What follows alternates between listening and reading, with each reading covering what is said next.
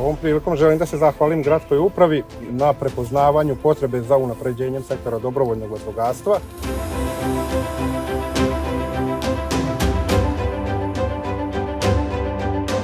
Ovo vozilo nije moglo doći na bolju adresu, tu će biti maksimalno iskorišteno da u sadejstvu sa vatrogasnom spasilačkom jedinicom Subotica obezbedi što veću sigurnost i bezbednost našim sugrađanima. Najzad ćemo rame uz rame moći da se sa našim profesionalnim vatrogascima suočavamo sa raznim vanrednim situacijama. U slavu vatrogastva, hvala.